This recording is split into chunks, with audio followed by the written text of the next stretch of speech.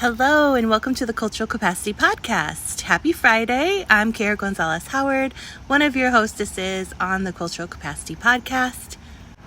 Every Friday, we come to you with a new episode of the Cultural Capacity Podcast intended to share for personal development, professional development with your teams, or however you'd like. 1 week a month, and today is that day. We talk about workplace wellness specifically. So today's question is going to be addressing, how do I embrace where I am in the present?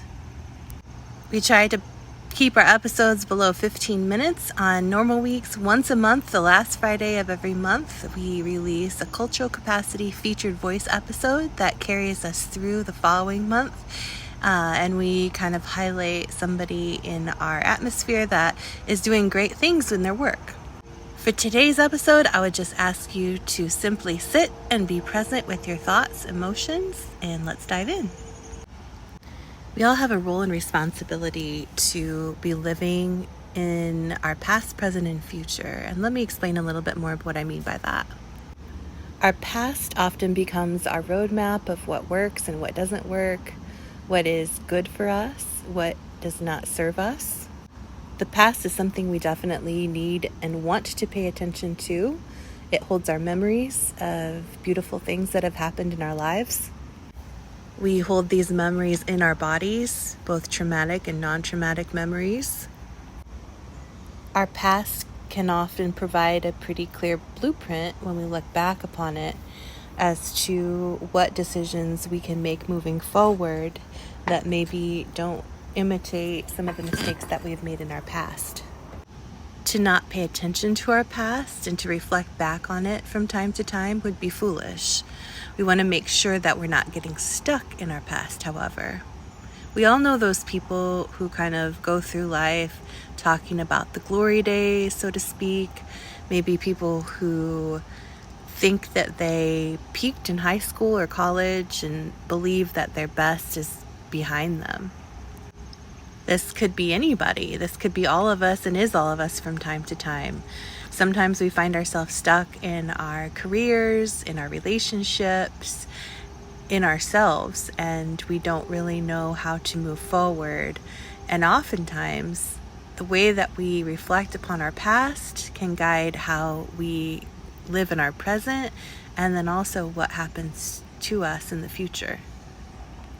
Living and relishing in the past is not something that is healthy for anybody, I don't believe. Again, as a guidebook for our future, it is helpful to see where we've been and where we're going, but to look at any portion of our lives that we've already lived as something that we want to stay in, it's just not realistic. Life moves forward minute by minute, second by second, and our job as humans is to be present and prepare ourselves constantly for the evolution that comes with that. Now, for all you planners out there, let's talk about living for the future. Maybe you're the type of person who is always on 10, ready to go. Maybe you bring a lot of energy to the spaces that you go into. Maybe that doesn't come across as anxiety to other people, but more of an excitement. But maybe in your private life, you have a lot of anxiety around what the future holds and trying to plan out this perfect future and what that might look like. Certainly setting goals, visioning for yourself, putting things out into the universe that you would like to see happen in your own life are very practical behaviors, in my opinion. They bring us attention to our gifts and our talents, where our passions lie. They can make us mindful, these plans, of where we want to go, and we need to be taking the steps now to go ahead and do small things every day to move towards those goals and visions. So what I'm saying is, planning is not a bad thing. Having visions for the future is not a bad thing. It's just when we get in this loop of constantly overperforming and never sitting and looking at all that we have accomplished and enjoying the fruit of that, that we can fall into things like workaholism and really stretching ourselves to the max in our busyness and kind of spinning our wheels in different ways, maybe not ever reaching those goals that we set for ourselves for the future because of our anxiety-ridden present. Again, if you live well in the present, it really is about how you balance your past and your future goals to be present and work toward the things that you want for your life. Since the concept of being present has been fairly prevalent in pop culture and otherwise in the United States in the last 5 to 10 years, I think a lot of us have a good concept of how to be present, tactics we can use to bring ourselves into that presence. For some of us, that is waking up every morning and meditating. Maybe that's writing to start our day in the present. Again, if you don't set aside space for reflection, you are unlikely to be able to really live in the present moment throughout your day. It's a very intentional practice that you have to actually practice. I'm sure many of you have tried your best to sit in silence and meditate for 30 to 60 seconds and quiet those thoughts that enter your head, and it's very, very difficult. This requires practice again to be able to be present and kind of empty your mind of different things. This practice is very special because it allows you to recall it in your body throughout the day. And in those moments where you really want to take stock of what's happening in the moment, you really can come back to this methodology and really embrace and remember for later what's going on in the present. How many times do we go throughout our day and we're kind of on autopilot, and at the end we kind of do a quick replay in our mind of the things that we accomplished, maybe the things that we didn't accomplish. Maybe we spend time to beat ourselves up about those things that we didn't accomplish, and then it's harder to move into the next day. But maybe we don't even have any moments that stick out to us as particularly exciting or beautiful or joyful, and that's a problem. For myself and the recall of my day, I try to take a quiet walk in the evening and kind of think through or talk through with my husband and partner what that day looked like, how his day was, some things that were good, some things that maybe weren't so good. But it is a good exercise on if I was present during the day, I will be able to recall several things. If I was not present during the day, I probably will feel like the day was behind me and I don't really know what happened within it. The more consciousness you can bring to your thoughts and your thought patterns will impact how you create your memories. Memories can be created with different methodologies. Picture taking, video taking is, pretty big in our culture and society. Certainly those allow us to recall certain moments in time that maybe we would have otherwise forgotten. However, those are things we can shove back in a box and put away for later, and then we quickly forget about them. Something about practicing being present allows us to recall things in moments that we need to recall them because these memories are deeply ingrained in our consciousness and our bodies. Obviously, if you're a person walking around in the earth, I believe that this type of practice and way of looking at life is very important to grow into, and not everybody can do it naturally. I am one of those people who have struggled with not being able to balance the past, present, and future very well due to different things in my life, and it has been a struggle at times to be able to balance these things. But when I am able to balance it, I know that my life is exponentially more beautiful and rich. And especially when I'm in my creative zone and doing creative things, I absolutely have to have some form of being in the present to be able to put out into the world what my heart and soul really want to put out into the world.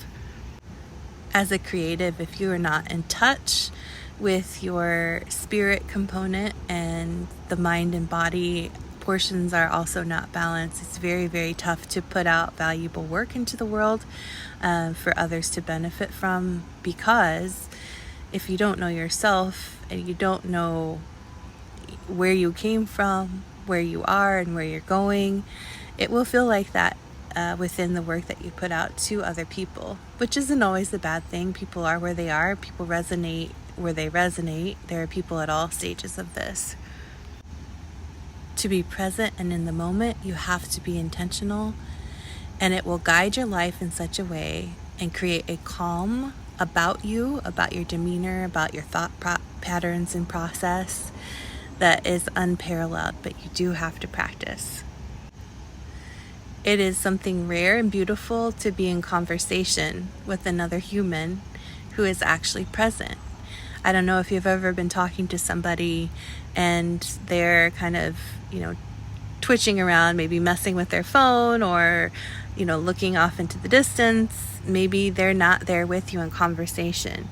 This is something that is a reflection of how we as a society have this go, go, go mentality. What's the next thing? What's the next thing? And this can even go so far as to hurt relationships at times if you're not good at this. If in your work you're trying to lead people or coach people in any way, shape, or form, you have to spend time daily to recenter yourself and be able to engage with people in an authentic, present state.